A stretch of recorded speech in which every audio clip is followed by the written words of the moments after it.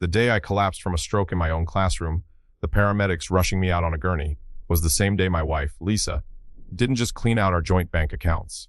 She left a goddamn post-it note on the empty safe deposit box.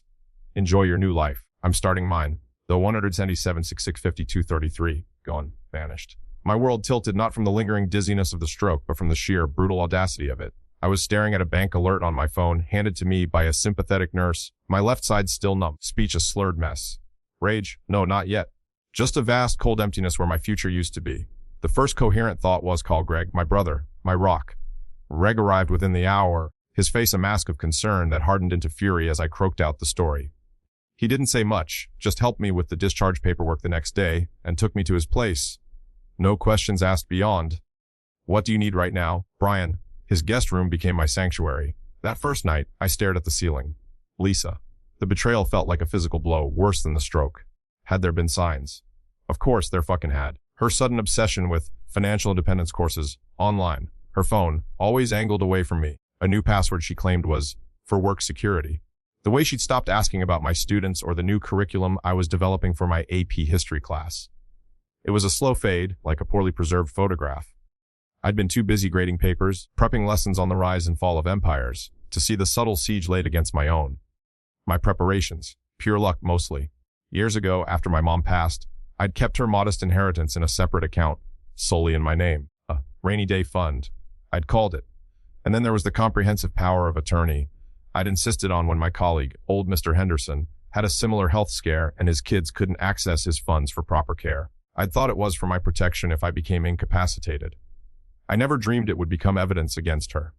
One detail snagged in my memory: Lisa, unusually agitated when I mentioned updating that POA, brushing it off, saying I was being morbid. We met at a university faculty mixer. I was a newly minted history teacher, 30 years old, full of passion for the past. She was 28, an administrative assistant in the arts department, vibrant, a little cynical, but with a laugh that could light up a room. We bonded over a shared dislike for pretentious academics. Married within 18 months. It felt right. The early years were good. Weekend trips to historical sites, passionate debates about current events framed by historical parallels, comfortable silences. We built a life. My folks were working class, hers a bit more aspirational, always chasing the next bigger, better thing. It wasn't a chasm, just a subtle difference in what we valued. Stability versus sparkle. I taught American history, content with my impact on young minds, the steady paycheck. Lisa, however, seemed to grow restless. She quit her university job for a more dynamic role in a boutique marketing firm. The sparkle, I guess. Our little shared jokes, the easy companionship, it started to erode. The distance grew. She started going to networking events. That lasted late into the night. Our conversations became transactional. Did you pay the mortgage? Don't forget trash day. My suggestions for a quiet weekend at a local historical B&B were met with eye rolls. She wanted a cruise, something flashy, something we couldn't comfortably afford. One evening, about 6 months before the stroke, I found a receipt for a very expensive handbag tucked into her coat pocket. When I asked, she said it was a client gift. I felt a prickle of unease, but I was tired, distracted by a challenging student, and let it go. That was the turning point I'd ignored. Lying in Greg's guest room, the initial shock gave way to a cold, methodical anger. I pulled out my laptop. First, I logged into our main joint account. Empty. Systematically emptied on the day I was admitted to the ER. Transfers to an account I didn't recognize. Then a string of high-end purchases from luxury online retailers. Then, I remembered Lisa talking vaguely about a financial advisor she'd met through a friend, someone who was really helping her understand investments. I'd never met him. The name, Michael Carter, suddenly surfaced in my memory from a stray email header I'd glimpsed on her tablet.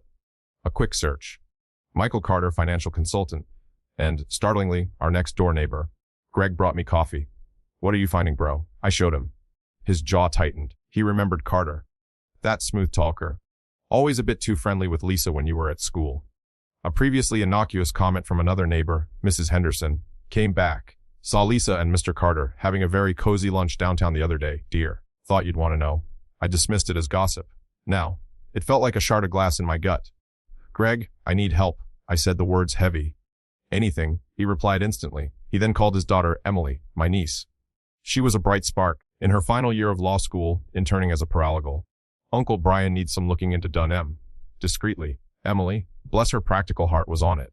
She wasn't a PI, but she knew her way around public records and legal databases. She listened patiently as I laid out what I knew, what I suspected. I'll see what I can find on this Carter guy, Uncle Brian, and the new account number. Leave it with me. Her calm confidence was a balm. A few days later, Emily called. Uncle Brian, that account Lisa transferred money to. It's a joint account. Opened 6 months ago. In her name and Michael Carter's. My breath hitched. And Carter registered an LLC MC Financial Solutions around the same time. Seems like a shell. She also found records of several large payments from their secret joint account towards a new sports car, registered to Carter's LLC. It wasn't just an affair, it was a premeditated financial raid. This was a conspiracy. The advisor was her accomplice. They'd been siphoning our life away while I was teaching kids about the perils of unchecked ambition. My history lessons were playing out in my own life. The numbness vanished, replaced by a cold, hard resolve. They're not getting away with this, I told Greg. I've studied empires. They all fall when they get too greedy, too arrogant. I called Eleanor Vance, a divorce attorney Greg knew through a work colleague. She was known for being a shark, but a fair one. Eleanor listened intently in her no-nonsense office. Mr. Miller, she began, her voice crisp.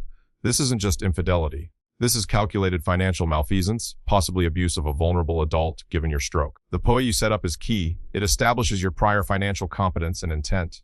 The separate inheritance is yours. The house, if in joint names, is trickier, but our actions give us leverage. Our strategy: file for divorce immediately, citing irreconcilable differences and financial dissipation. Petition for an emergency freeze on all assets tied to Lisa and Carter, including his LLC. The next breakthrough came from Emily. Uncle Brian, that MC Financial Solutions LLC. It received wires from several offshore accounts just before your stroke. And then, almost immediately after the funds from your joint account landed in their joint account, it was all moved again, likely to those same offshore channels or crypto wallets. Carter isn't just a con man, he's sophisticated. He was building a new empire with my money. I felt a surge of anger, but also a grim satisfaction. The more complex the scheme, the more likely they'd made a mistake. The Eleanor filed the motions. We served Lisa at her new, ridiculously expensive apartment rented, no doubt, with my money. Her lawyer, a flashy guy named Rick Dalton, immediately went on the offensive, claiming I had been emotionally abusive, that Lisa acted out of fear. A few days later, Lisa, realizing her easy escape was threatened, tried to contact me. Brian, we need to talk. This is all a misunderstanding. I followed Eleanor's advice: no contact. Silence. The emergency hearing was tense. I wore my best suit, the one usually reserved for chaperoning the history bowl. Judge Thompson, an older woman with a sharp gaze, listened to Dalton's bluster, then Eleanor's calm, factual presentation of the bank transfers, the LLC, the timeline lining up with my medical incapacitation. Eleanor's masterstroke was submitting an affidavit from my neurologist detailing the severity of my stroke and my cognitive state during those crucial days. She then, dramatically, presented evidence Emily had found a high-resolution security photo from an ATM, subpoenaed from Carter's bank, showing Carter and Lisa withdrawing a large sum from their secret account together. Laughing, just 2 days before I collapsed. It blew Dalton's. Client acted in panic. Defense out of the water. Judge Thompson's eyes narrowed. Mr. Dalton, your client's actions appear predatory. The timing, the systematic draining of funds while Mr. Miller was fighting for his life, it's unconscionable. She granted the emergency freeze on all of Lisa's and Carter's known assets, domestic and, where possible, through international requests offshore. She even ordered a forensic accountant to trace the funds. Lisa's face was a study in disbelief, turning to raw panic. Carter, who wasn't present, would get a nasty surprise. Dalton looked like he'd swallowed a lemon. The full investigation, aided by the forensic accountant, laid bare the entire scheme. Lisa and Carter had been planning this for over a year. Carter had a history of targeting vulnerable individuals. My stroke just accelerated their timeline. The divorce was swift after that. Faced with irrefutable evidence of fraud and conspiracy, Lisa's lawyer advised her to settle. She walked away with her clothes and a mountain of legal debt. Carter vanished, likely overseas, but not before most of his ill-gotten gains were clawed back or remained frozen. My inheritance was untouched. The marital home, which we sold, was split, but my share covered my legal fees and then some. I sold the house 6 months later. Too many bad memories. I bought a small, older cottage near a state park I'd always loved, miles from the city. Closer to Greg and Emily, too. The change of scenery was a balm. I couldn't go back to the stress of full-time teaching. My doctor was firm.